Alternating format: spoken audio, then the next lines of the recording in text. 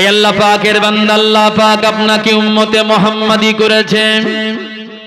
উম্মতে মুহাম্মাদি হওয়ার জন্য নবী আলাইহিমুস সালাম গণেরা আফসোস করে করে কাঁদতেন। আল্লাহ নবী রাসূল পয়গম্বর না করে উম্মতে মুহাম্মাদি করলে আল্লাহ আমরা অনেক অনেক খুশি হতাম। তারা নবী বলে একদম আল্লাহ রাব্বুল আলামিনকে বলছেন, আল্লাহ উম্মতে মুহাম্মাদি হলে খুশি হতাম। কেন? উম্মতে মুহাম্মাদির মর্তবা বেশি। কেন? এদের হায়াত কম। এদের হায়াত, এই আমাদের হায়াত বেশি না কম, কিন্তু আমাদের মর্তবা বেশি, ইজ্জত বেশি। অন্যান্য নবী আলাইহিমুস সালামের উম্মতদের আল্লাহ হায়াত দিয়েছে কত বছর জানেন? ১৫০০ বছর হায়াত, ১০০০ বছর হায়াত, ৮০০ বছর হায়াত, ৯০০ বছর হায়াত। আর আমাদের হায়াত ৯০ বছর, ৭০ বছর, ৬০ বছর। কিন্তু আমাদের আইটেম কিন্তু অনেক বেশি, তাই না বাবা? অনেক বেশি, চিন্তা ভাবনা অনেক বেশি। কিন্তু উম্মতে মুহাম্মাদির মর্তবা কম, এই হায়াত কম হলেও এদের মর্তবা মর্যাদা কিন্তু অনেক বেশি। বেশি না কম? অনেক বেশি। আয় আল্লাহ পাকের বান্দা মুসা আলাইহিস সালাতু ওয়াস সালাম একদিন বসে আছেন। পয়গম্বর মুসা আলাইহিমুস সালামের কাছে এসে একজন মহিলা বলছে, হুজুর আমার একটি সন্তান দুনিয়া থেকে বিদায় নিয়েছে, হুজুর তার জন্য একটু আপনি মাগফিরাতের দোয়া করে দেন, আল্লাহ যেন তার জিন্দেগীর অপরাধগুলোকে maaf করে জান্নাত নসিব করে দেয়। মুসা আলাইহিস সালাম মহিলাকে জিজ্ঞাসা করলেন, ও আম্মা জান, আপনার সন্তানের বয়স কত বছর? তখন মহিলা বললেন, সাইয়্যিদিনা মুসা কালিমুল্লাহ, আমার টকবকে ঠনঠনে যুবক তরুণ ছেলেটা মারা গিয়েছে, হুজুর বয়স খুব বেশি হয়নি, মাত্র 450 বছর বয়স। কত বছর? মাত্র 450 বছর। মাত্র। আল্লাহর নবী মুসা আলাইহিস সালাম মহিলার কথা শুনে ওই সময় মুসকে মুসকে হাসছেন। মহিলা রাগান্বিত হয়ে গিয়ে আল্লাহর পয়গম্বর মুসা আলাইহিমুস সালামকে ওই সময় বললেন, ও আল্লাহর পয়গম্বর মুসা কালিমুল্লাহ, আমার 450 বছরের যুবক টনটনে নওজোয়ান তরুণ ছেলেটা দুনিয়া থেকে বিদায় নিয়েছে, হুজুর আমি আপনার কাছে মাগফিরাতের দোয়া চাওয়ার জন্য দরখাস্ত করলাম। হুজুর আপনি দোয়া বাদ দিয়ে হুজুর আপনি আমার মুখে দিয়ে ফিরে ফিরে হাসেন কেন? হুজুর আমার সন্তান বিয়োগের কথা শুনে আপনি কি খুশি হলেন নাকি? পয়গম্বর মুসা ওই মহিলাকে বললেন, মা আপনি জানেন না আমি মুসা পয়গম্বর কেন হাসি? ওই মহিলা ওই সময় মহিলাকে পয়গম্বর মুসা বললেন, ও আল্লাহর বান্দা, আখির জামানায় আল্লাহ পাক যাকে শেষ নবী করে দুনিয়া জমিনে পাঠাবে তার নাম মুহাম্মাদুর রাসূলুল্লাহ সাল্লাল্লাহু আলাইহি ওয়াসাল্লাম। আল্লাহ মুহাম্মাদুর রাসূলুল্লাহর উম্মতদের হায়াত দেবে 60-70 বছর, 80 বছর হায়াত, খুব জোর যদি হয় 100 বছর। এই জন্য আমি তাদের কথাটা আমার স্মরণ মনে পড়ে গিয়েছে, তাই হাসি। আপনার ছেলেটা 450 বছর বয়সে দুনিয়া থেকে বিদায় নিয়েছে, তারপরেও আপনি বলছেন ঠনঠনে টকবকে যুবক ছেলে। ও মহিলা আপনি জানেন না আখিরি নবীর উম্মতদের হায়াত আল্লাহ এত কম দেবে? মুসা আলাইহিস সালাতু ওয়াস সালাম বললেন তাদের হায়াত 60-70-80 বছর হায়াত হবে। আমি তাদের হায়াতের কথাটা শুনে আমি কিনা হাসতে লেগেছি। আল্লাহর বান্দা ওই সময় বলেছিল, ও আল্লাহর নবী মুসা পয়গম্বর, আল্লাহ পাক যদি আপনার জামানার মানুষ না করে যদি মুহাম্মাদুর রাসূলুল্লাহর জামানার মানুষ করে আমাকে পাঠাতো, বর্তমান আমার 800 বছর বয়স, এই 800 বছর বয়স আমার আল্লাহ রাব্বুল আলামিন দিয়েছে। আর আমার যদি 60 থেকে 70 অথবা 100 বছর বয়স হতো, তাহলে আমি আমার আল্লাহ পাক রব্বুল আলামিনের বান্দী হিসাবে বলছি জিন্দেগিতে একটিও গুনাহ করতাম না, জিন্দেগিতে একটি অপরাধ করতাম না। 100 বছর হায়াত যদি আল্লাহ আমাকে দিত, একটা সিজদায় আমি 100 বছর পার করে দিতাম। বলুন সুবহানাল্লাহ। জিন্দেগিতে গুনার খাতায় কালি একদম কলমই বসতো না, দাগ পড়তো না। আর আমরা 800 বছর 80 বছর 60 বছর বাঁচি ভাই। আমাদের জিন্দেগিতে যেতে কত অপরাধ কত গুনাহ, তার কোনো ইয়াত্তা নাই। ঠিক না বল বাবা? বাঁচবো কম কিন্তু আমাদের আশা অনেক বেশি। আশা বেশি না কম? আশা অনেক বেশি। একটা ঘর বানাবেন, ঘরের প্ল্যান আপনি তৈরি করলেন, বড় ইঞ্জিনিয়ার দিয়ে দারুণ প্ল্যান বানিয়েছেন। এখন আপনি ঘর ইমারত তৈরি করবেন, তাকে জিজ্ঞাসা করছেন ইঞ্জিনিয়ারকে যে ভাই এই ঘরের লংজিভিটি কত বছর হতে পারে? ও তখন বলছে কত বছর হবে? 100 বছরই ধরেন। বলছেন না, তোমার দ্বারা সম্ভব না। কোটি কোটি টাকা দিয়ে আমি ফ্ল্যাট বানাবো, 100 বছর লংজিভিটি, এটা সম্ভব নয়। এর থেকে আরো বড় একটা ইঞ্জিনিয়ার নিয়ে এসে তাকে জিজ্ঞাসা করছে কত বছর? সে চোখ বুজিয়ে বলতেছে কত বছর জানেন? সে চোখ বুজিয়ে বলছে 500 বছর। কত বছর? 500 বছর। বলছেন না, সত্যি তোমার দিই কিন্তু আমি কাজটা করাবো, অনেক টাকা খরচ হবে, 500 বছর। ও তখন মনে মনে বলতেছে পাগলা, 500 কেন, 1000 বছর বলতেও আমার অসুবিধা নাই। কেন 500 বছর তুইও থাকবি না, আমিও থাকবো না, তোর নাতিপুতিরা আমার কবর খুঁজে পাবে না। ঠিক না বল বাবা? তার বলতে অসুবিধা, এ বাঁচবে মাত্র 60 বছর 70 বছর, কিন্তু ঘরের লংজিভিটি খোঁজে 1000 বছর। কি কথা ঠিক না বল বাবা? তাই না? আল্লাহর বান্দা, আপনি মুহাম্মদুর রাসূলুল্লাহর উম্মত, উম্মতে মুহাম্মাদি হিসাবে আপনার দায়িত্ব কতটা, আপনার করণীয় কর্তব্যটা কি, এবং উম্মতে মুহাম্মাদির মর্তবা মর্যাদা, এই বিষয় নিয়ে আমি কিছু কথা আপনাদেরকে বলবো। খুব ঠান্ডা মাথায় বোঝার চেষ্টা করবেন।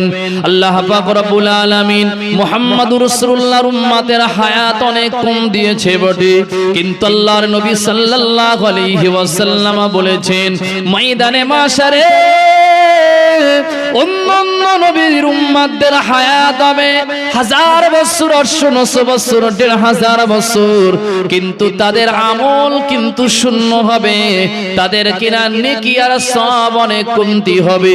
কিন্তু আমার উম্মতের হায়াত কম হলেও আল্লাহ আমার উম্মতকে আল্লাহ পাক রব্বুল আলামিন অনেক নেকি অনেক সওয়াব নিয়ে ময়দানে মাহশারে ওঠার সৌভাগ্য নসিব করবে। বলুন সুবহানাল্লাহ। আমাদের হায়াত কম কিন্তু আমাদের সওয়াব অনেক বেশি নিয়ে আমরা উঠতে পারবো, অল্প সময় নেকি বেশি। আপনাদের এই এলাকায় দেখেন না, ওই রাস্তার ধারে একটা টেবিল আর চেয়ার নিয়ে ওতে পুঁজি টুজি বেশি লাগে না, কোনো ডেকোরেশন বলো কিছু করতে হয় না, দোকান টোকান নাও নিলেও চলে, একটা লাল ব্লু সাদা এই রঙের ছাতা একটা দিয়ে একটা টেবিল নিয়ে আর এরকম টিক হিসেবে পিন মেরে মেরে সব কি সব বিক্রি করে না, কি বলে পিন মেরে বিক্রি করেন ছোট ছোট পান্না, কি বললে? 1 টাকায় 1 কোটি না কি একটা আছে না লেখা, ডিয়াল লটারি। হ্যাঁ, ওই ডিয়াল লটারি। আপনাদের কি সব ব্যবসা চলে তো নাকি? বলে হুজুর টাকা কম, অল্প টাকা কিন্তু লাভ বেশি, তাই না? 1 টাকায় 1 কোটি। আমি তো অবাক হয়ে যাই, দেয় কেমনে 1 টাকায় 1 কোটি? আশা করি মুসলমানের ছেলেরা এসব ব্যবসা ট্যাবসা করেও না, আর এই ফাঁদে মাথাও দেয় না, নাকি?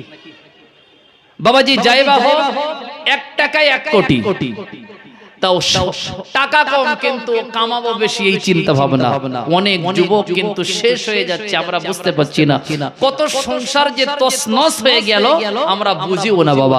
যদি সে 500 টাকা আয় উপার্জন করে, দেখা যায় 450 টাকার লটারির টিকিট কাটে, আর 50 টাকা দুটো চাল, একটু আলু আর একটু সরষের তেল 25 গ্রাম এনে বলছে খাবি খা, নালে বাপের বাড়ি চলে যা। কি কথা ঠিক না বল বাবা? কত সংসার তছনছ হয়ে যাচ্ছে বাবা, আমরা জানি না, বুঝি না। এই বুঝাবে কি আমাদের? কেউ যদি বুঝায় তাও কিন্তু আমরা শুনিও না, মানিও না। কি কথা ঠিক না বলবো?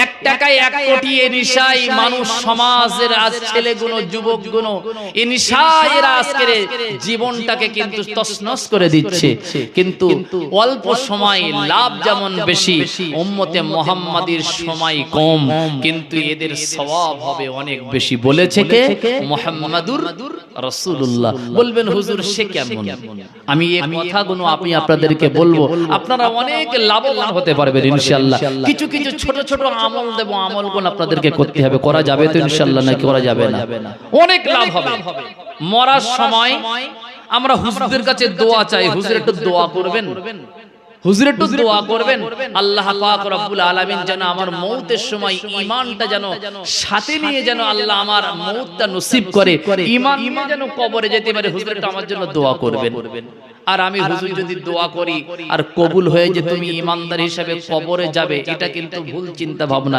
এটা ভুল ধারণা হতেও পারে নাও পারে কি কথা ঠিক না বল বাবা কিন্তু আমি কিছু আমল শিখিয়ে দিলে বিশ্বাস করুন আপনি ঈমানদার হয়েই কিন্তু কবরে যেতে পারবেন কোনো সন্দেহ নাই বলবেন তা হয় নাকি জি হয় এই আল্লাহর বান্দা আপনি উম্মতে মুহাম্মাদি এটা মাথায় নিয়ে আপনাকে চলতে হবে আল্লাহ পাক আপনাকে উম্মতে মুহাম্মাদি করে দুনিয়ায় পাঠিয়েছে উম্মতে মুহাম্মাদির মর্তবার মর্যাদা আল্লাহ পাক সবার ঊর্ধ্বে দিয়েছেন উম্মতে মুহাম্মাদিকে দিয়ে আল্লাহ পাক ময়দানে মাশারে হিসাব শুরু করবেন উম্মতে মুহাম্মাদিকে দিয়ে আমার আল্লাহ পাক তার শখের জান্নাত উদ্বোধন করবে উম্মতে মুহাম্মাদিকে দিয়ে আমার আল্লাহ হাউজে কাউসারের পানিটা পান করাবে উম্মতে মুহাম্মাদিকে দিয়ে আমার আল্লাহ রাব্বুল আলামিন মিজানের পাল্লার নেকি আর বদিটা চাপাবে উম্মতে মুহাম্মাদি যতক্ষণ জান্নাতে না যাবে আমার আল্লাহ রাব্বুল আলামিন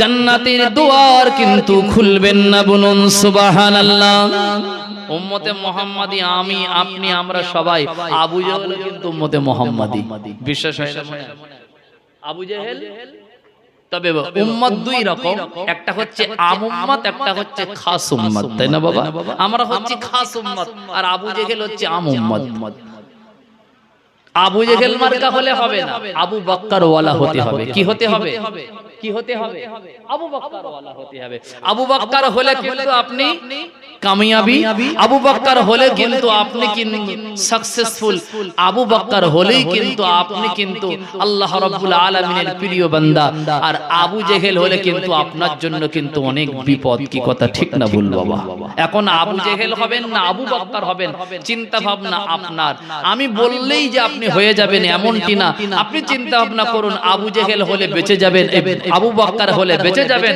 আর আবু জেহেল হলে কিন্তু বিপদে পড়ে যাবেন এখন হবেন কোনটা সেটা আপনি চিন্তা ভাবনা করুন বলবেন হুজুর আমি তো মুসলমান ঘরে জন্ম নিয়েছি আমার কোনো টেনশন নাই চিন্তা আছে না নাই নাই অনেক চিন্তা মুসলমানের ঘরে জন্ম নিলে মুসলমান হওয়া যায় না বাবা মুসলমান হতে গেলে কিছু কাজ আছে ওই দায়িত্ব নিয়ে ওই কাজগুলো করতে হয় তারপরে আপনি মুসলমান হিসেবে দাবিদার হতে পারেন ঠিক না বল বাবা এই আল্লাহ পাকের বান্দা মুসলমান হতে গেলে অনেক দায়িত্ব আল্লাহ রাব্বুল আলামিন দিয়েছেন কমপক্ষে আপনাকে 9টা দাবি আপনাকে মেনে নিতে হবে সে দাবির কথাটা আমি আপনাকে একটু পরে বোঝানোর জন্য একটু পরেই বলবো ফিরে আসুন আমি যে কথাগুলো বলছি উম্মতে মুহাম্মাদির মর্তবার মর্যাদার কথা মুহাম্মাদুর রাসূলুল্লাহ যে রাতে মিরাজে গিয়েছিলেন হুজুরকে আমার আল্লাহ পাক রব্বুল আলামিন সম্মান হিসাবে বললেন হাবিবুল্লাহ আমার প্রিয় দোস্ত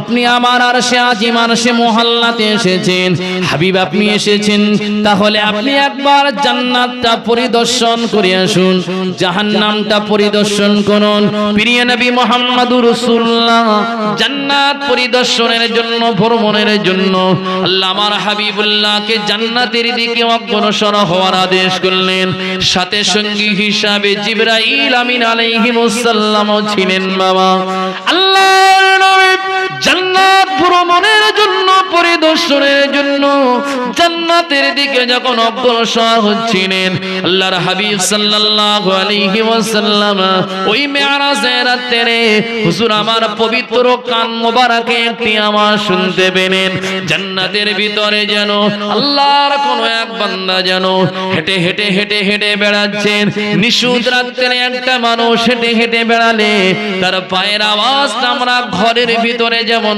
শুনতে পাই ভাইরা বাবাজিরা নওজোয়ান তরুণেরা জান্নাতের ভিতরে একজন আল্লাহর বান্দার পায়ের আওয়াজটা প্রিয় নবীর কান মোবারক পর্যন্ত আমার আল্লাহ পাক পৌঁছে দিয়েছিলেন প্রিয় নবী জিবরাইল আমিনকে জিজ্ঞাসা করলেন ইয়া কি জিবরাইল মান গাউলা ও ভাই জিবরাইল বলতে পারো নাকি জান্নাতের ভিতরে কার পায়ের আওয়াজ শুনতে পাই জিবরাইল আমিন বললেন আল্লাহু আ'লাম আল্লাহ ভালো জানে আমার আল্লাহ সঙ্গে সঙ্গে মুহাম্মদুর রাসূলুল্লাহ সাল্লাল্লাহু আলাইহি ওয়াসাল্লামকে জানিয়ে দিয়েছিল হাবিবুল্লাহ আল্লাহ পাক আমি আপনার উম্মতকে অনেক ভালোবাসি মহব্বত করি যেমন আপনার ইজ্জত সম্মান আমার কাছে সবার ঊর্ধ্বে আপনার উম্মতের মর্তবা মর্যাদাও সবার ঊর্ধ্বে এ আমার হাবিবে কিবরিয়া যার পায়ের আওয়াজ আমি আল্লাহ আপনার কান পর্যন্ত পৌঁছে দিয়েছি তিনি আর অন্য কেউ না আপনি হলেন মদিনা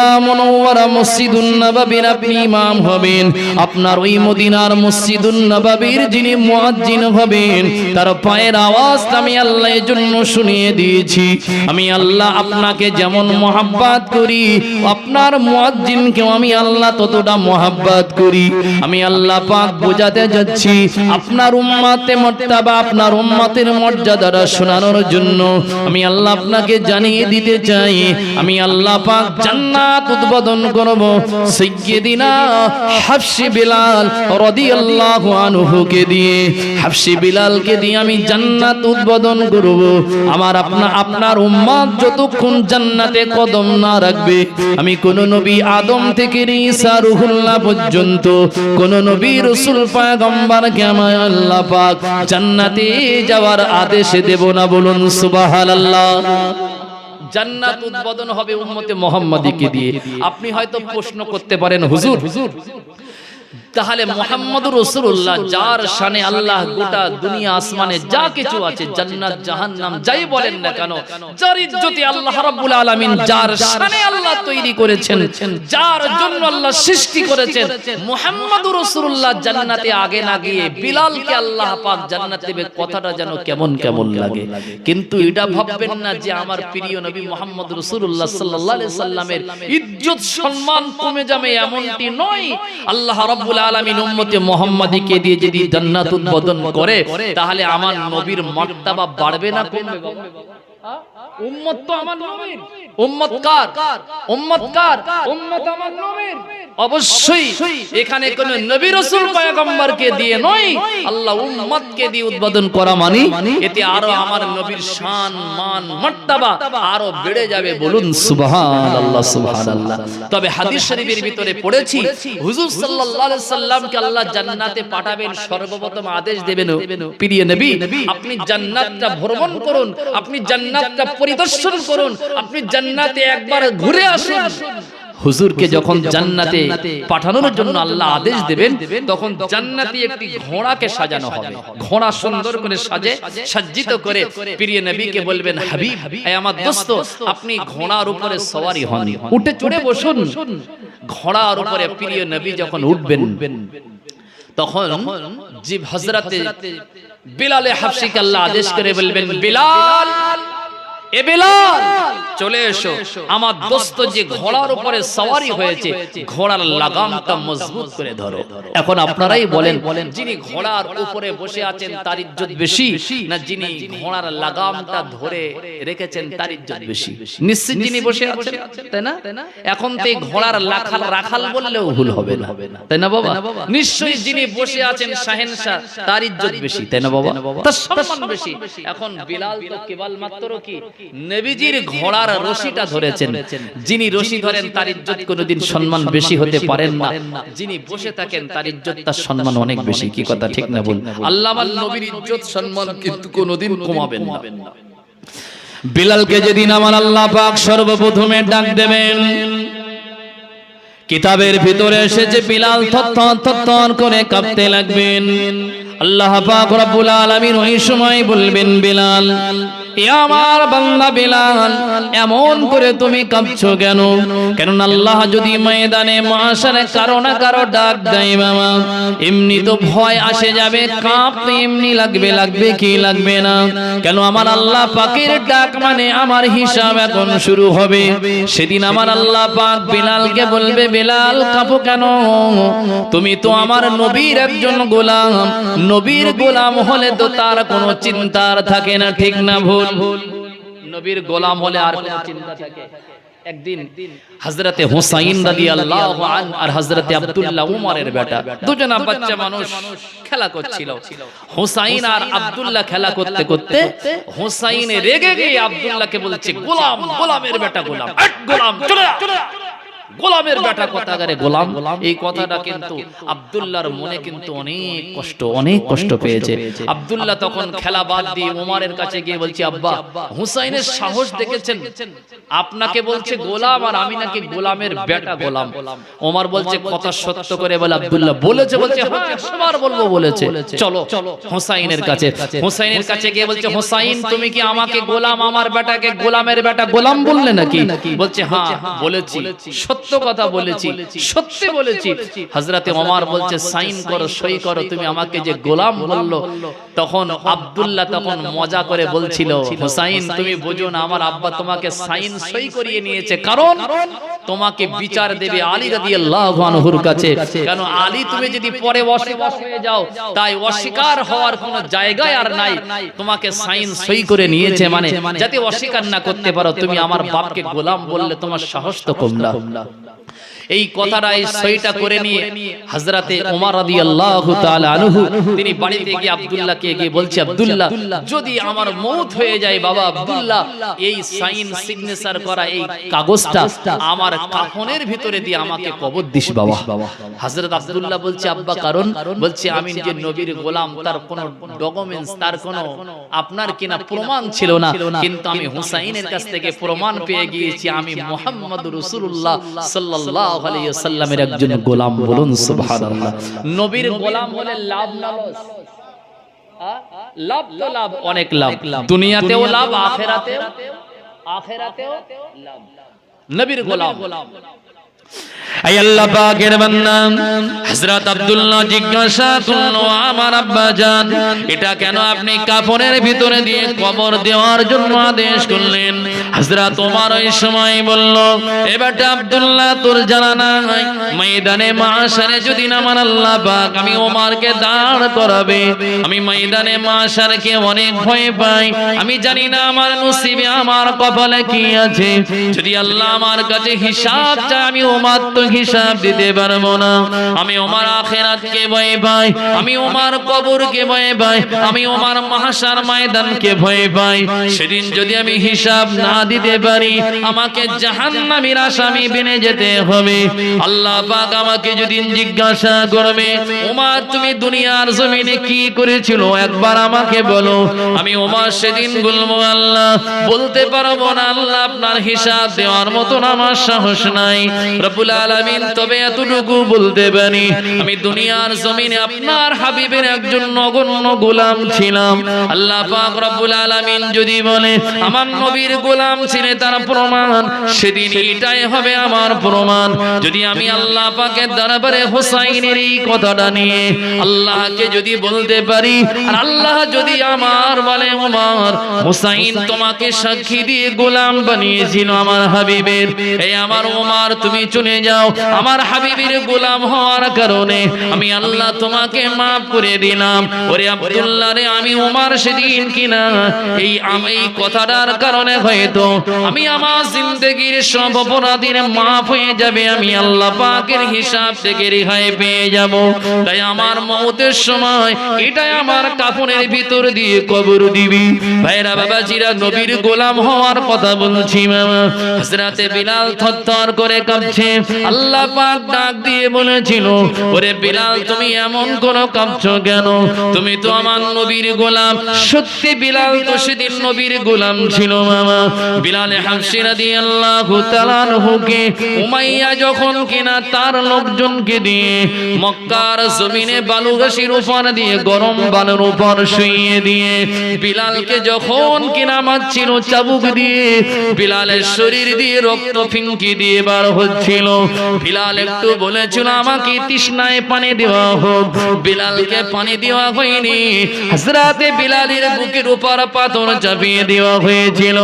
বিলালের গলায় কিনা রশিটা পরিয়ে দিয়ে বিলালের হাত আর পা বেঁধে দিয়ে বুকে পাথর চাপিয়ে গলায় রশি দিয়ে টেনে টেনে টেনে টেনে টেনে টেনে গোটা মক্কার অলিতে গলিতে আপনার কিনা ঘোরানো হয়েছিল। বিলালকে বলা হয়েছিল, বিলাল তুমি কিনা মুহাম্মদুর রাসূলুল্লাহর দ্বীনকে ত্যাগ করো, মুহাম্মদুর রাসূলুল্লাহকে ভুলে যাও। বিলাল একটি কথা বলেছিল, জীবন দিয়ে দেব কিন্তু আল্লাহ পাকের তাওহীদকে অস্বীকার করতে পারবো না, মুহাম্মদুর রাসূলুল্লাহকে আমি অস্বীকার করতে পারবো না। এ নওজওয়ানেরা, হযরত আবু বকর সিদ্দিক রাস্তা দিয়ে যাচ্ছিলেন। হযরত আবু বকর বিলালের দৃশ্যখানা দেখে প্রিয় নবী মুহাম্মদুর রাসূলুল্লাহকে বললেন, ইয়া রাসূলুল্লাহ আপনাকে মেনে নেওয়ার কারণে বিলালে হাবশী কিনা তার উপরে অত্যাচার জুলুম। হযরত মুহাম্মদুর রাসূলুল্লাহ আবু বকরকে বলেছিল, ও আবু বকর উমাইয়ার হাত থেকে বিলালকে তুমি রক্ষা করো। হযরত আবু বকর সিদ্দিক উমাইয়ার কাছে গিয়ে বলেছিল, উমাইয়া বিলালকে আমি কিনে নিতে চাই, আমার কাছে বিক্রি করে দাও। উমাইয়া চিন্তা করছে গোলামটাকে তো আমি কিনে রেখে দিয়েছি, যাহাতে আমি আমার কথা মানে না, মুহাম্মদকে সে নবী বলে মেনে নিয়েছে, মারতে মারতে হয়তো মরে যাবে, আমার লস হয়ে যাবে, তারপরেও কিন্তু লস খেতে চাই না। আবু বকর সিদ্দিক কিনে নিতে চাচ্ছে, আমি ওর কাছে বিক্রি করে দেই। আবু বকর সিদ্দিক ন্যায্য মূল্যে উমাইয়ার কাছ থেকে বিলালকে ক্রয় করে নিয়েছিল। হযরতে বিলালকে নিয়ে আবু বকর মুহাম্মদুর রাসূলুল্লাহর দরবারে গিয়ে বলল, ইয়া রাসূলুল্লাহ বিলালকে উমাইয়ার কাছ থেকে আমি আজাদ করে নিয়ে এসেছি। হযরতে বিলাল ওই সময় আবু বকর সিদ্দিককে বললেন, হুজুর আপনি আমার মালিক, আপনি আমার মুনিব, আজ থেকে আপনি যা বলবেন আমি আপনার কথা শুনব। হযরত আবু বকর বললেন, না না না না ও বিলাল, আমি তোমার মালিক নয়, আমার সাথে তোমার থাকা লাগবে না, আজ থেকে আমি প্রিয় নবী মুহাম্মদুর রাসূলুল্লাহকে তোমাকে দিয়ে দিলাম, তুমি নবীজির খিদমতদার হয়ে যাও, খাদেমদার মেনে যাও, আমার নবীর সাথে সদা সর্বদা তুমি থাকবে। এ আল্লাহর বান্দা প্রিয় নবী মুহাম্মদুর রাসূলুল্লাহ সাল্লাল্লাহু আলাইহি ওয়াসাল্লাম তাকে অনেক মহব্বত করতেন, অনেক ভালোবাসতেন। বাবা বিলাল দেখতে কালো হলেও তার অন্তরের ভিতরে মুহাম্মদুর রাসূলুল্লাহর মহব্বত ছিল, আমার আল্লাহর ভালোবাসা ছিল। বাবা তাই বলছি, আমার আল্লাহ পাক ময়দানে মাশারে বলবে, ওরে বিলাল রে, এমন করে তুমি কাঁপাকাঁপি করছো কেন? তুমি তো আমার হাবিবের গোলাম, ভয় নাই চিন্তা নাই। হযরতে বিলাল তারপরে আমার আল্লাহ পাকের দরবারে গিয়ে হাজির হয়ে দাঁড়িয়ে যাবেন।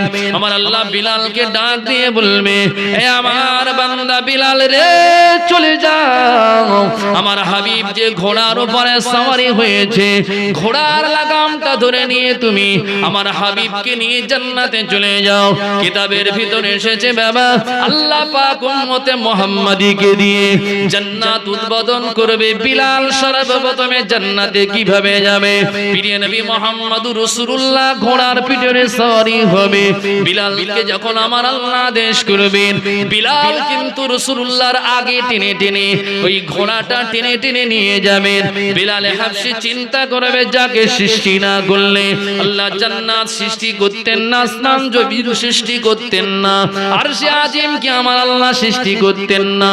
ওই নবীর দিকে আমি পিছন না ফিরে রাসূলুল্লাহর দিকে মুখটা করে জান্নাতের দিকে আমি পিছনটা করে পিছু পিছু হাঁটি। কেন না আল্লাহ পাক যার সাথে জান্নাত বানিয়েছে ওই জান্নাতের দিকে পিছন করি, প্রিয় নবীর দিকে মুখটা লাগিয়ে ফিরে তাকাই, আল্লাহর হাবিবের দিকে মুখটা ফিরে রাসূলুল্লাহর ঘোড়ার লাগামটা ধরে নিয়ে বিলালে হাবশি পিছু হাঁটতে হাঁটতে হাঁটতে হাঁটতে আমার নবীর চাঁদ মোবারক মুখখানা দেখতে দেখতে দেখতে দেখতে রাসূলুল্লাহর ইজ্জত সবার উঠবে বাবা। নবীজি ঘোড়ার উপরে সওয়ার হবেন আর বিলাল পিছু হাঁটতে হাঁটতে আল্লাহর জান্নাতে প্রবেশ করবেন। বলুন সুবহানাল্লাহ, একটু আওয়াজ দিয়ে বলো সুবহানাল্লাহ, মন খুলে বলুন সুবহানাল্লাহ। এ নবীর গোলাম উম্মত, আল্লাহ পাক রব্বুল আলামিন উম্মতে মুহাম্মাদির মর্যাদা এত বেশি দিয়েছে, আল্লাহ তার শখের জান্নাত সাদের জান্নাতটা উদ্বোধন করলেন প্রিয় নবীর উম্মতকে দিয়ে। বলুন সুবহানাল্লাহ, একটু আওয়াজ দিয়ে বলো সুবহানাল্লাহ। উম্মতে মুহাম্মাদির মর্যাদা কিন্তু অনেক বেশি। কত বেশি তা আপনি জানেন না, আমি বলছি একটু শোনেন। সময় কম কিন্তু আপনাদেরকে সওয়াব অনেক নিয়ে, বেশি সওয়াব নিয়ে কবরে যাওয়া লাগবে। সেই জন্যই বলছি, কেন নবীজি বলবেন আমার উম্মতের হায়াত কম হবে কিন্তু তাদের সওয়াবের পরিমাণটা বেশি হবে। সেই উম্মতে মুহাম্মাদি আল্লাহ এদের মর্যাদা মর্যাদা এত দিয়েছে, ময়দানে মহাশারে আল্লাহ এদের সম্মান সবার ঊর্ধ্বে দেবেন। কোরআনুল কারীমে আল্লাহ ছোট্ট একটা সূরা নাযিল করে উম্মতে মুহাম্মাদির মর্যাদার কথা বললেন, ইন্না আনজালনাহু ফি লাইলাতিল কদরি ওয়া মা আদরাকা মা লাইলাতুল কদর লাইলাতুল কদরি খায়রুম মিন আলফি শাহর। আল্লাহ রাব্বুল আলামিন হাবিব উম্মতকে বলুন, আমি কদর নামক একটি রাত্র দান করলাম। কদর নামক লাইলাতুল কদর নামক একটি রাত। রাত কয়টি? একটি রাত।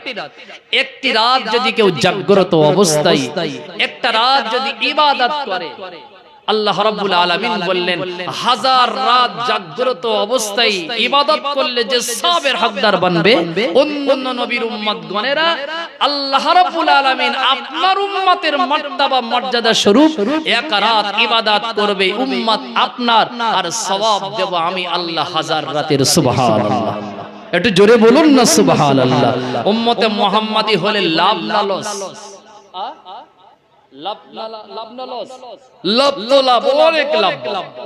কিন্তু আমরা উম্মতে মুহাম্মাদি অন্যান্য নবীর উম্মতেরা জিন্দেগিতে যে গুনাহ না করতে পেরেছে, আমরা কিন্তু ভাই 80 বছর 60 বছর 70 বছর লাগে না বাবা, আমরা কিন্তু 1 ঘন্টায় সে গুনাহগুলো করে ফেলেছি। কি কথা ঠিক না? আর বিশেষ করে মুরব্বিদের বলছে, আমার মুরব্বিরা যাদের 60 70 80 বছর বয়স হয়ে গিয়েছে বাবা, আপনারা 80 বছর যে গুনাহগুলো না করতে পেরেছেন, এখনকার যুবকরা 8 ঘন্টায় সে গুনাহ মাত্রা ছাড়িয়ে ফেলেছে। বলে বুঝো সে কেমনে হয়? জি, এখন বর্তমানে এই যে মোবাইল বা সোশ্যাল মিডিয়া না বাবা, আমার মুরব্বিরা তো কিছু বুঝেই না বাবা মোবাইল ফোন সম্পর্কে। এখন ফোন আসলে নাতিপুতির কাছে দৌড়ে যায়, কইছে লালটা না সবুজটা কোনটা, কোনটা টিপলে কথা বলা যায়। কি কথা ঠিক না বলবো? আর ছোট ছোট বাচ্চারা সবেমাত্র বার হয়েছে, কথাও বলতে পারে না, মোবাইল হাতে দেবেন, ওরে বাবারে ওরা মোবাইল ম্যান, যেন মোবাইল নিয়েই যেন ওরা মায়ের পেট থেকে যেন মোবাইলের উপরে রিসার্চ করে গবেষণা করে যেন মার পেট থেকে ওরা দুনিয়ায় এসেছে। কি কথা ঠিক না বল? আমরা বাচ্চা হলেও কিন্তু দারুণ বোঝে বাবা মোবাইল সম্পর্কে, মুরব্বীরা অত বোঝে না বাবা। আপনি হয়তো মনে করছেন আমি হাজী সাহেব, আমি সুফি সাহেব, আমি হাফেজ সাহেব, আমি নামাজি সাহেব, আমি রোজাদার সাহেব, আমি পীর সাহেবের মুরিদ সাহেব, কত সাহেব আমি। আমার ফ্যামিলিতে এসব গুনাহটোনা হয় না। আমার বাড়িতে মনে হয় টিভি নাই, এসব গুনাহটোনা আর হয় না। আগে ছিল, ওসব বাদ দিয়েছি, তওবাতিল্লাহ করেছি বাবা। এখন আর ওই টিভি কিন্তু আর ওই ঘরের উপরে, আগে তো সবাই অ্যান্টোনা জ্বলতে, এখন তো সব লাগে না ভাই। এখন যুগের সাথে তাল মিলিয়ে অনেক সুন্দর জীবন ব্যবস্থা ব্যবস্থা অনেক সুন্দরভাবে এখন সবকিছু সোশ্যাল মিডিয়া আপনার কিনা কি বলবো মডেল হয়ে গিয়েছে। এখন সুন্দর প্রযুক্তি খাড়া করেছে বিজ্ঞান, অনেক মাথা ঘামিয়ে এখন সব কিন্তু মানুষের হাতে তুলে দিয়েছে বাবা। এখন ওই টিভি বলেন আর সিনেমা বলেন আর যাই বলেন না কেন, যে কোনো আজ থেকে 20 বছর আগে মাওলানা সাহেবের স্টেজে বসে বুক ঠুকে ঠুকে বলতো যে আমি ফুলপুরা শরীফের ছোট হুজুরের মুরিদ, যার বাড়িতে টিভি আছে তার বাড়ি আমি পানি পর্যন্ত গ্রহণ করি না। এখন কিন্তু ভাই বুক ঠুকে কোনো হুজুর আর বলতে পারবে না, কি কথা ঠিক না বল? এখন টিভি বলেন আর যাই বলেন সব পকেটের ভিতরে নিয়ে ঘোরে, কি কথা ঠিক না বল?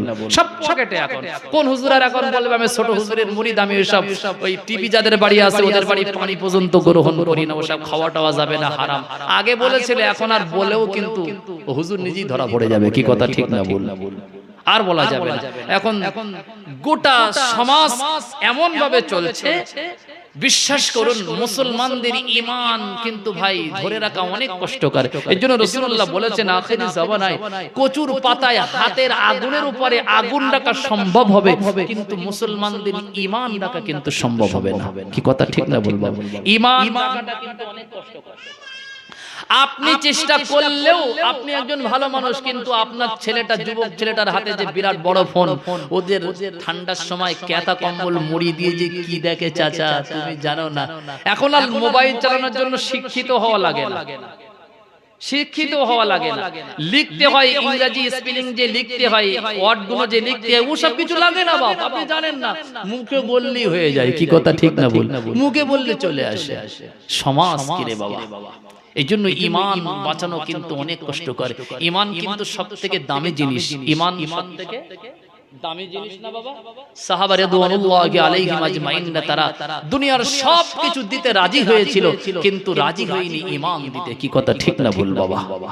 ঈমান, যারা ঈমানের স্বাদ, ঈমানের মজা একবার পেয়েছে না ভাই, বিশ্বাস করুন তারা জানে ঈমানের স্বাদ, ঈমানের মজাটা কত।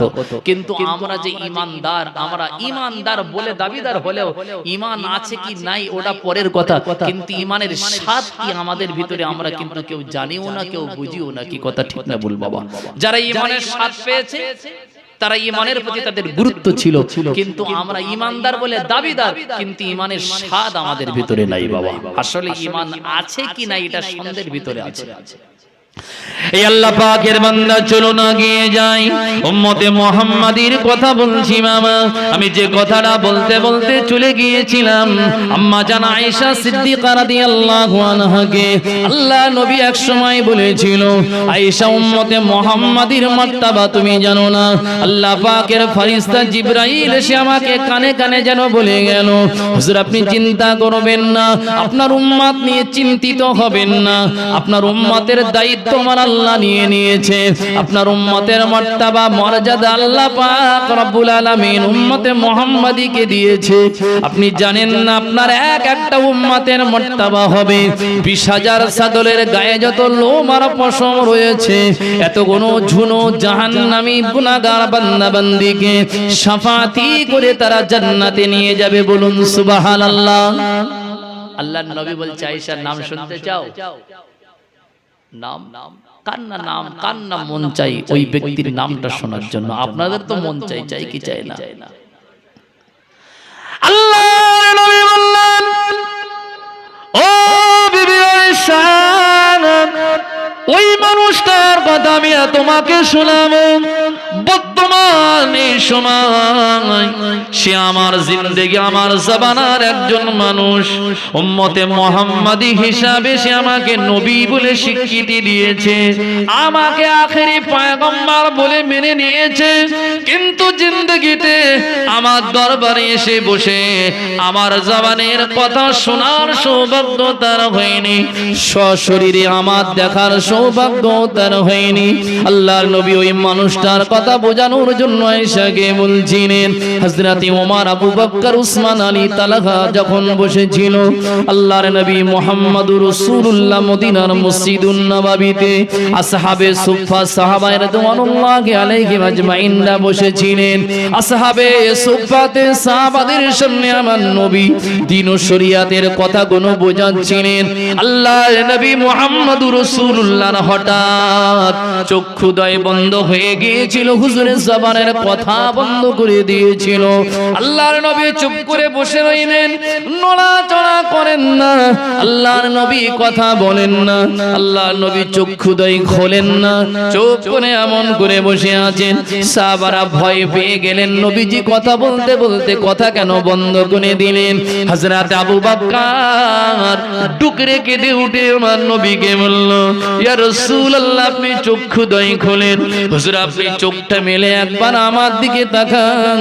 হুজুর, আপনি এমন করে থাকবেন না। হুজুর, আপনার যদি কিছু হয়ে যায়, আমি আবু বকর দুনিয়ায় বেঁচে থাকা কষ্ট কেন হবে? হুজুর, আমার জীবনের থেকে আপনাকে বেশি মোহাব্বত করি। হুজুর, আমার জীবনের থেকে আপনাকে বড্ড ভালোবাসি। ওই আবু বকরের কথা বলছি বাবা, আল্লাহর বান্দা, খুব ঠান্ডা মাথায় বুঝুন। হযরত আবু বকর যখন কিনা নবীকে নবী বলে মেনে নিল, নবী নবুয়তের সাক্ষী দিয়েছিল, মক্কার কাফের আবু বকর সিদ্দিককে ঘেরাও করে ফেললো। আবু বকর সিদ্দিককে ঘেরাও করে এত মার মারতে লাগে, হযরত আবু বকর সিদ্দিক বেহুশ হয়ে গিয়েছিল বাবা, তার শরীর দিয়ে রক্ত বার হচ্ছিল। আবু বকর সিদ্দিকের আম্মা জানে এসে মক্কার কাফেরদেরকে সরিয়ে দিয়ে, বুঝিয়ে তাদেরকে সরিয়ে দিয়ে আবু বকর সিদ্দিকের মাথাটা মা জননী কোলের ওপর তুলে নিয়ে আবু বকরের মুখের দিকে তাকিয়ে বলছে, বাবা, ওরে আবু বকর রে, বারবার আমি তোকে মানা করেছি, মুহাম্মাদুর রাসূলুল্লাহর কথা মানিস না, তার সাথে ওঠা বসা করিস না, তার সাথে রিলেশন সম্পর্ক রাখিস না মামা, আমার কথা তো শুনবি না, আমি মা তোর এই কষ্ট কেমনে সহ্য করি। তিনি বেহুশ হয়েছিলেন বাবা, কিছুক্ষণ পরে হুঁশ ফিরে আসলেন। হযরত আবু বকর সিদ্দিক তার মা বলেছিল, ও বাবা আবু বকর, আমি তোর মা বলছি, মুহাম্মদকে ভুলে যা বাবা। ওই সময় আবু বকরের হুঁশ ফেরার সাথে সাথে মাকে জড়িয়ে ধরে বলল, আম্মা, নবী কোথায়, আমার রাসূল কোথায়? ও আম্মা জান, মুহাম্মাদুর রাসূলুল্লাহ কোথায়? মুহাম্মাদুর রাসূলুল্লাহ কি তো দেখতে পাই না, নবী ছাড়া আমি বাঁচব না, নবী ছাড়া ভালো লাগে না, লাগে না, লাগে না, লাগে না, নবী ছাড়া আমার মন ভালো লাগে না। আম্মা জান, আমার নবী কোথায়? তিনি দুনিয়ার সব থেকে রাসূলুল্লাহকে বেশি ভালোবেসেছিলেন। আল্লাহর নবী যখন চক্ষুদয় বন্ধ করে মদিনা মুনাওয়ারা মসজিদুন নববীতে আসহাবে সুফফার সাহাবাদের বসে থাকা মজলিসে যখন নসিহত তালিম বুঝছিলেন, তখন আবু বকর সিদ্দিক আমার নবীর কাছে মুখটা নিয়ে বলল, ইয়া রাসূলুল্লাহ, ইয়া হাবিবাল্লাহ, হুজুর আপনি এমন করে চুপ করে থাকবেন না, হুজুর চক্ষুদয় খুলুন, হুজুর আপনি একবার আমার দিকে ফিরে তাকান। আল্লাহর নবীকে ওই সময় আবু বকর বারবার বলছিল, হুজুর আমি আপনার আমার মাতা পিতা থেকে আপনাকে বেশি মহব্বত করি, হুজুর আমি আমার জীবনের থেকে আপনাকে বেশি ভালোবাসি, হুজুর আপনি একবার আমার দিকে ফিরে তাকান। আল্লাহর নবী তখন চক্ষুদয় খুলে আবু বকর সিদ্দিকের মুখের দিকে ফিরে তাকালো। আবু বকর সিদ্দিক ওই সময় বলেছিল, হুজুর আমি মনে করছিলাম আপনি না জানি আপনার কিছু হয়ে গিয়েছে নাকি। আল্লাহ নবী বললেন, আবু বকর, দুনিয়ার জমিন থেকে আমি সব কিছু ভুলে গিয়েছিলাম, হঠাৎ আমার নাকের একটি সুগন্ধ এসেছিল, ওই সুগন্ধটা এত ভালো লেগেছিল, এত ভালো লাগছিল, তাই আমি কিনা দুনিয়ার সব খেয়াল ভুলে গিয়ে আমার নাকে ওই ঘ্রাণটা নিচ্ছিলাম, অনেক মজা পাচ্ছিলাম, অনেক শান্তি পাচ্ছিলাম, আমার নাকে দূর দেশ থেকে একটি খুশবু ভেসে ভেসে আসছিল। হযরত আবু বকর জিজ্ঞাসা করলো, ইয়া রাসূলুল্লাহ, ইয়া হাবিবাল্লাহ, ওই খুশবুটা কিসের খুশবু দূর থেকে ভেসে ভেসে আপনার নাক মুবারকে আসে? আল্লাহ নবী বলল, একটি মানুষের গায়ের খুশবু। হযরত আবু বকর বললেন, হুজুর ওই মহান ব্যক্তিটাকে যার গায়ের খুশবুটা আপনি আপনার নাকে পাচ্ছেন।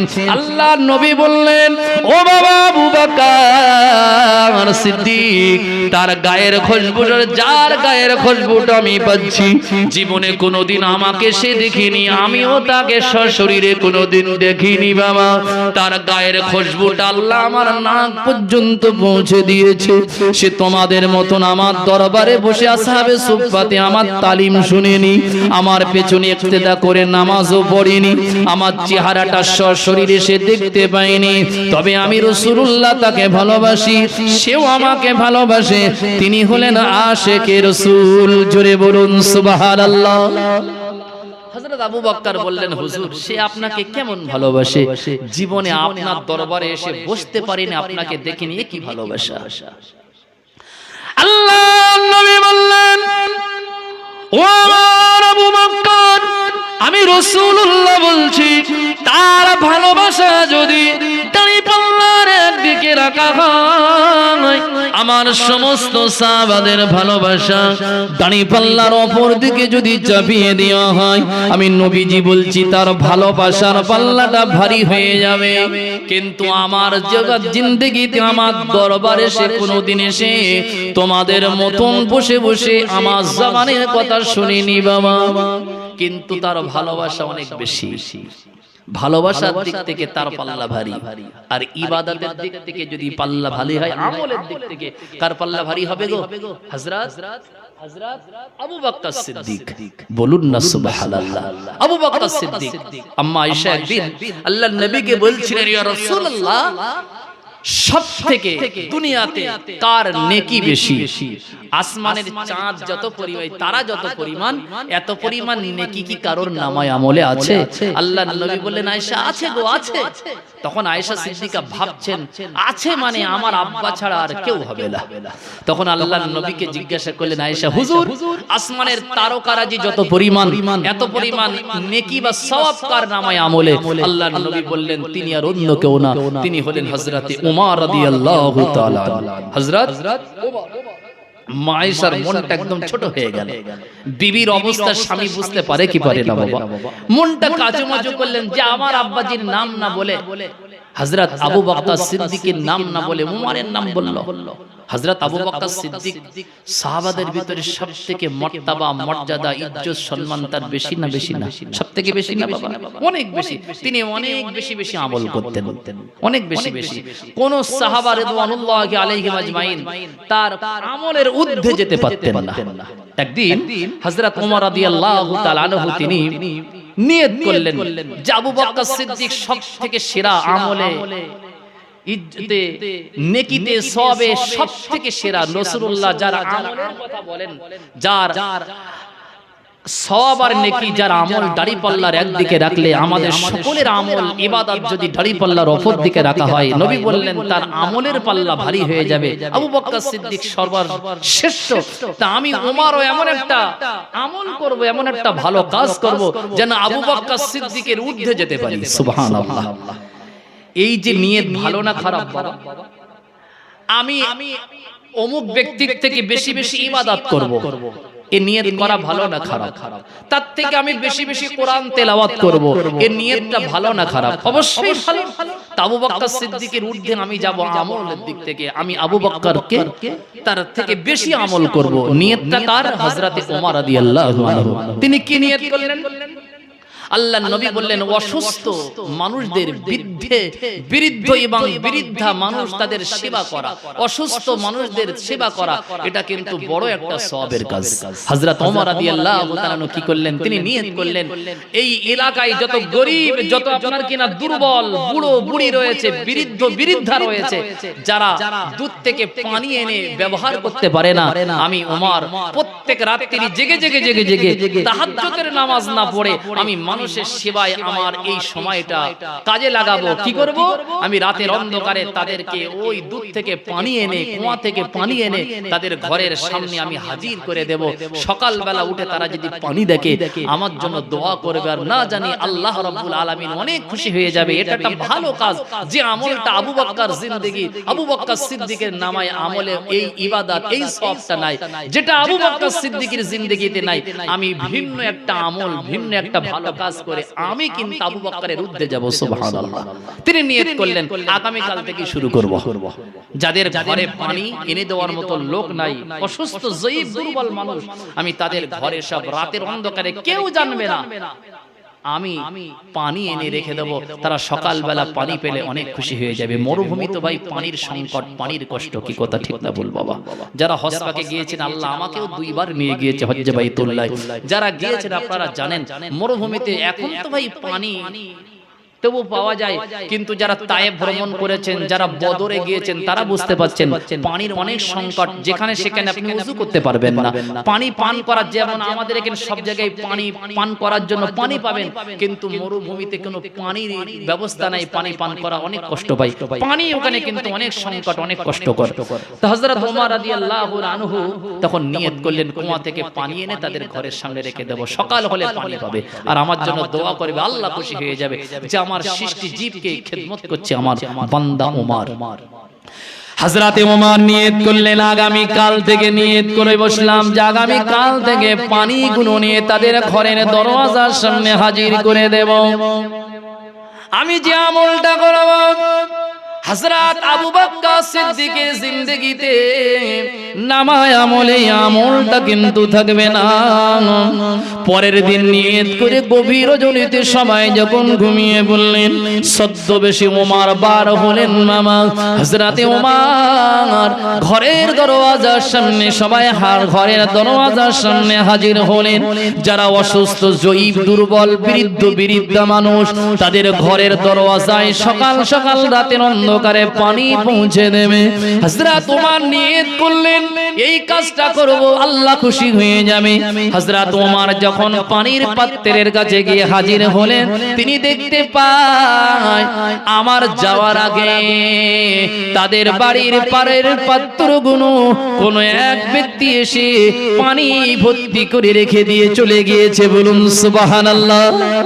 ওমর বলছে ব্যাপার কি? আমি নিয়ত করলাম যে মানুষের জনসেবা যেটাকে বলে, মানুষের খেদমত, জনসেবা ভালো কাজ না বাবা?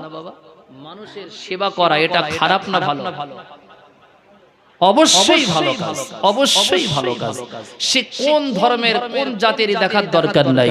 মানুষ যদি বিপদে পড়ে, আপনার দায়িত্ব হবে আপনাকে সেবা করা। কি করা? সেবা করা। না আমার মুসলমান ভাই বলে সেবা করব, একটা গায়ের মুসলিম, আমার একটা হিন্দু, খ্রিস্টান, জৈন, তারা যদি বিপদে পড়ে সেবা করব না, এর নাম কিন্তু ইসলাম না। এর নাম ইসলাম নয়, এর নাম ইসলাম না। ইসলাম এই শিক্ষা দেয় তোমার ধর্মের কি ধর্মের না ওটা বিষয় না, যদি মানুষ বিপদে পড়ে তার পাশে গিয়ে তোমাকে দাঁড়াতে হবে, এটাই কিন্তু মানুষের কিন্তু কাজ, মুসলমানের কাজ। কি কথা ঠিক না বল বাবা? যদি একটা হিন্দু ভাইয়ের পায়ে যদি কাঁটা ফোটে, কি করবেন? হাততালি দেবেন তো নাকি? না না, হাততালি দেবেন। যে কষ্ট পাচ্ছে আমার কি, এমনটি নাকি?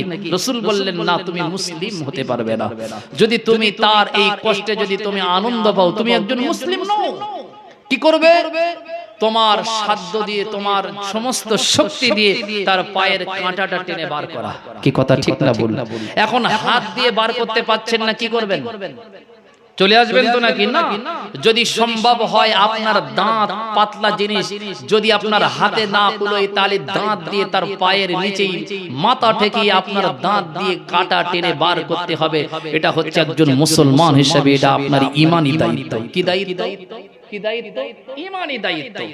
সে একজন মানুষ, সে একজন মানুষ, মানুষের পাশে আপনাকে দাঁড়াতেই হবে। একটা মানুষ যদি বিপদে পড়ে, ডাক্তার দেখাতে পাচ্ছে না, সে গায়ের কম, আমার একটা হিন্দু প্রতিবেশী ভাই হতেও হতে পারে, তার পাশে গিয়ে আপনাকে দাঁড়াতে হবে। হবে কি হবে না? আমার নবীও কিন্তু বেধর্মীদের বাড়িতে গিয়ে কিন্তু সেবা সুস্থের দায়িত্ব নিজেই গ্রহণ করতেন। কি করতেন? কি করতেন না? ইসলাম এসেছে কিন্তু ভাই রাসূলুল্লাহর আখলাক, আদর্শে। কি কথা ঠিক না ভুল? নবীর আদর্শ, আখলাকে মানুষ মুগ্ধ হয়ে ঝাঁকে ঝাঁকে কলেমা পড়ে রাসূলুল্লাহকে নবী বলে তারা মেনে নিয়েছে। যে বারাহাকে নবী ছাড়া অন্য কেউ হতে পারে না, যার আখলাক, যার আদর্শ এত সুন্দর, তিনিই তো দুনিয়ার সবথেকে মহামানব। কি কথা ঠিক না বল বাবা? তারা নবীর আখলাকে মুগ্ধ হয়ে কলেমা পড়ে মুসলমান হয়েছে। সুবহানাল্লাহ। একটু দরুদ শরীফ পড়ি। আল্লাহুম্মা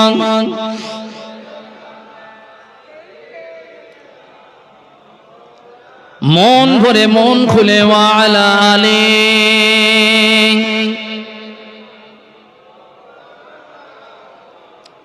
এই আল্লাহর বান্দা নবীর উম্মত খুব ঠান্ডা মাথায় বোঝার চেষ্টা করেন।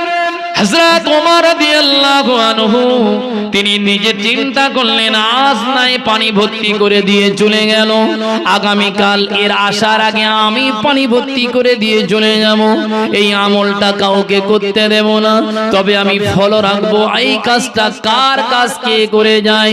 হযরত ওমর সকাল আপনার কিনা ঈশার পরে একটু গোপনে গোপনে খেয়াল রাখার চেষ্টা করলেন। তিনি নিয়ত করেছিলেন যে আমি আবু বকর সিদ্দিকের জিন্দেগিতে যে আমল নাই ওই আমলটা আমি করব। হযরত ওমর একটু গোপনে গোপনে আশ্রয় নিয়েছিলেন। ও আল্লাহর বান্দা নবীর উম্মত হযরত ওমর খেয়াল করলেন, হযরত ওমর লক্ষ্য করলেন যে আমার আগে যিনি প্রত্যেক অসুস্থ জয়ীফ দুর্বল মানুষদের ঘরের সামনের পাত্র পানি বোঝাই করে ভর্তি করে রেখে দিয়ে চলে যায়, তিনি আর অন্য কেউ না, তিনি হলেন রাসূলুল্লাহর জলিলুল কদর সাহাবী সিদ্দিকে আকবর আবু বকর সিদ্দিক রাদিয়াল্লাহু তাআলা আনহু। জোরে বলুন সুবহানাল্লাহ। এইজন্য আল্লাহর নবী বললেন আমার আবু বকর সিদ্দিক সবার ঊর্ধ্বে আল্লাহ রাব্বুল আলামিন তার মর্তবা দিয়েছে, তিনি আমলে সবার সেরা। বলুন সুবহানাল্লাহ। কথা বোঝেন না? তা আয়েশা সিদ্দিকা মনটা খারাপ, নবী তো বুঝতে পারেন বিবির অবস্থা, পারেন কি পারেন না? হুজুর তখন আল্লাহর নবী বলছে আয়েশা আমি বুঝতে পেরেছি তোমার মনটা কাচুমাচু, মনটা ছোট, তোমার আব্বার নাম বলি না। এই আয়েশা শোনো, যদি আমি তোমাকে জিজ্ঞাসা করি বলো তো আয়েশা আসমানের চাঁদ যত পরিমাণ আকার জিন্দেগীর আমল সওয়াব নেকি তত পরিমাণ, তুমি আমাকে বলবে হযরত ওমর। কিন্তু আমি যদি জিজ্ঞাসা করি আয়েশা বলো তো আসমানের চাঁদ তারকারাজি যত পরিমাণ, আসমানের তারা যেমন গোনা সম্ভব নয়, আসমানের তারা থেকেও নেকি আর সওয়াব যার বেশি তিনি কে তুমি বলতে পারবে? তখন তুমি আমাকে বলবে তিনি আর অন্য কেউ না, তিনি হলেন হযরতে আবু বকর সিদ্দিক। বলুন সুবহানাল্লাহ। আসমানের তারার সাথে ওমরের আমলের তুলনা করা যায়, কিন্তু দুনিয়ার কোন জিনিসের সাথে আমার আবু বকর সিদ্দিকের আমলের তুলনা করা যাবে না। হযরত আয়েশা রাসূলকে জড়িয়ে ধরে বললেন হুজুর সত্যি আল্লাহ রাব্বুল আলামিন আমার আব্বাজি আবু বকর সিদ্দিকের মর্তবা বেশি দিয়েছে, এতে কোনো সন্দেহ নাই। সুবহানাল্লাহ। আল্লাহ নবী তাই বললেন ও হযরত আবু বকর যার ভালোবাসা সব থেকে বেশি আবু বকর বললেন হুজুর তাহলে আমি কি আপনাকে মহব্বত করি না? কি আবু বকর মহব্বত করতো না? নবী শুধু একবার ডেকেছে আবু বকর কয়েক মাস আগে বলে রেখেছিল মক্কা থেকে হিজরত করে মদিনায় যাওয়া লাগবে, ওই দিনের সাথী তুমিই হবে।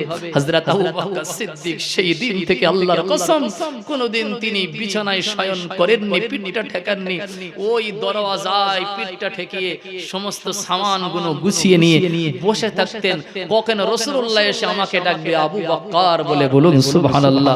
আল্লাহর কসম নবীজি শুধু একবার ডেকেছিল আবু বকর, আর আবু বকর একবারই বলেছিল লব্বাইক ইয়া রাসূলুল্লাহ। বলুন না সুবহানাল্লাহ। কত ভালোবাসা। নবী বলছিলেন আবু বকর আমি তো হাঁটতে পাচ্ছি না, আমি তো দুর্বল। আল্লাহর নবী যেদিন হিজরত করে চলে যাচ্ছিলেন মদিনায়, আবু বকর সিদ্দিক আমার নবীকে বললেন হুজুর আপনি আমার কাঁধের উপরে চড়ে বসেন, আমি আপনাকে নিয়ে কষ্ট দেব না, আমি কষ্ট হোক আমি কষ্ট সহ্য করব, আপনি আমার কাঁধে চড়ে বসুন, আমি আপনাকে কাঁধে করে নিয়ে ওই পাহাড়ের উপরে আশ্রয় নেব। বলুন সুবহানাল্লাহ। কি ভালোবাসা। সেই আবু বকরকে নবী বলছে আবু বকর তোমার ভালোবাসা তার ভালোবাসা দাড়ি পাল্লায় রাখলে তার পাল্লাটা ভারী হবে। তিনি কে? আল্লাহ নবী ওই সময় বলেছিল আবু বকর সিদ্দিক দুঃখ নিও না, তোমার ভালোবাসা অনেক বেশি, তার ভালোবাসা কেমন আর তোমার ভালোবাসা কেমন?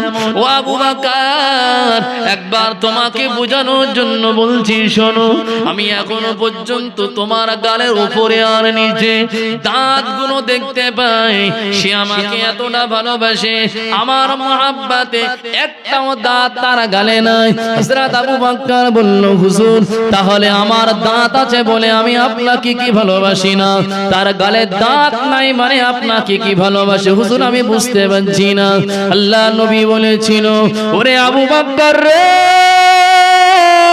ও সাহাবী আবু বকর শুনে না, আমি রাসূলুল্লাহকে যেদিন কিনা উহুদের ময়দানে মক্কার কাফের কুফারে কুরাইশে দলেরা আমি মুহাম্মদুর রাসূলুল্লাহকে একা পেয়ে জানে মেরে ফেলার জন্য ষড়যন্ত্র করে আমাকে পাথর নিক্ষেপ করেছিল।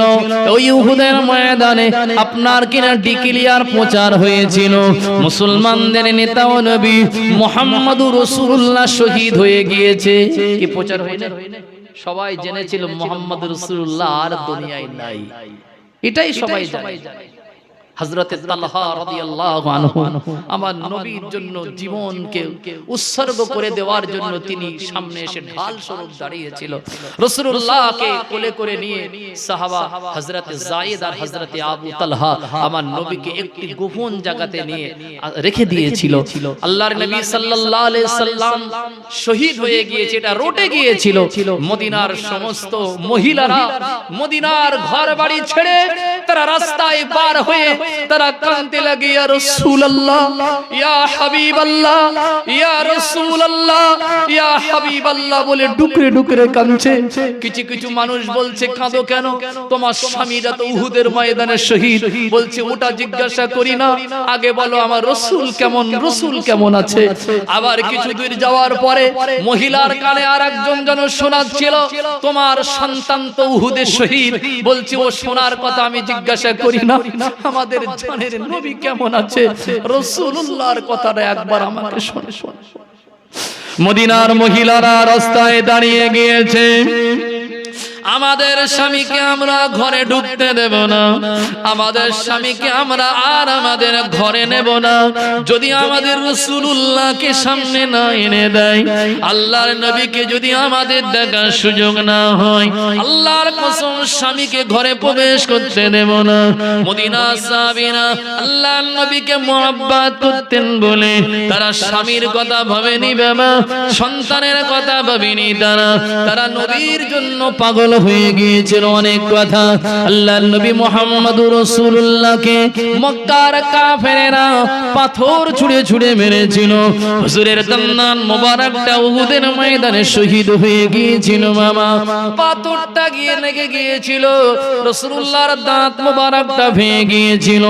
এ আল্লাহ পাকের বান্দা লোকের কানে কানে কানে কানে শুনলো যে মুহাম্মদুর রাসূলুল্লাহ উহুদের ময়দানে কাফেরদের সাথে মোকাবেলা করতে গিয়ে প্রিয় নবীর দান্দান মোবারক শহীদ হয়ে গিয়েছে।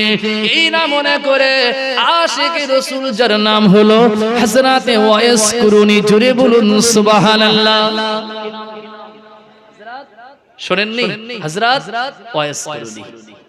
তিনি শুনলেন যে নবীর গালে দাঁত নাই, আমি যদি এক্ষুনি আমার মওত হয়ে যায় ময়দানে মাহশারে তো আমার দাঁড়াতেই হবে। আল্লাহ যদি আমাকে বলে, ওয়াইস তুমি আমার নবীকে কতটা মুহাব্বত করেছিলে, আমি যদি বলি হুজুর জীবনের থেকে আল্লাহ জীবনের থেকে বেশি, আল্লাহ বলবে হয় কেমনে? নবীর গালে দাঁত ছিল না, তোমার গালে তো এখন দাঁত। আমি বুঝতে পারি না নবীকে তুমি কেমন। তিনি নিজে নিজে চিন্তা করছে, নিজে নিজে ভালোবাসা কেমন নবীর সাথে গড়া যায়, তিনি নিজে নিজে নিজের বিবেককে প্রশ্ন করছেন আর নিজে এইভাবে উত্তর দিচ্ছেন। তিনি মনে করলেন, না নবীর গালে যে দাঁত নাই আমার গালে ওই দাঁত রাখবো না, আমিও নবীর গালের দাঁত যেমন শহীদ হয়েছে আমি আমার ওই দাঁতটা শহীদ করে দিই। সুবহানাল্লাহ।